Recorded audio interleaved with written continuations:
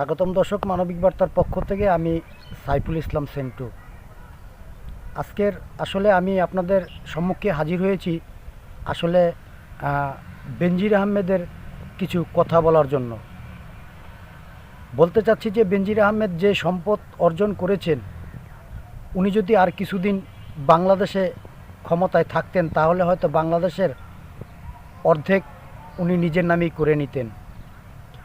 আজকের বেনজির আহমেদ যে অবৈধভাবে সম্পদ অর্জন করেছেন তার কোনো বিচার ব্যবস্থা আমরা আজও দেখতে পাইনি।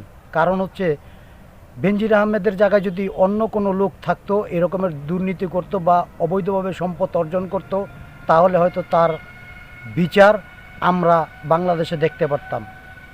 তবে জানি না বাংলার মাটিতে বেনজির আহমেদের বিচার হবে কি না।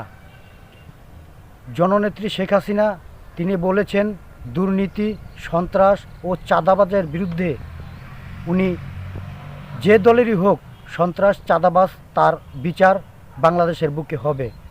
আর আমি জানি বা বাংলাদেশের মানুষ জানে জননেত্রী শেখ হাসিনা উনি যে কথা বলেন সেই কথাই রাখেন। উনি যেটা পারবে সেটাই উনি বলে।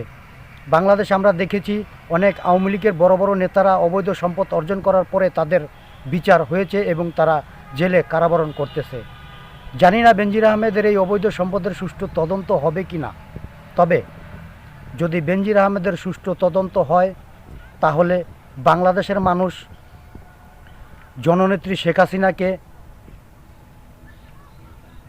ধন্য মনে করবেন। কারণ জননেত্রী শেখ হাসিনা উনি বাংলার মা, দীর্ঘ 20 বছর যাবৎ উনি ক্ষমতায় আছেন।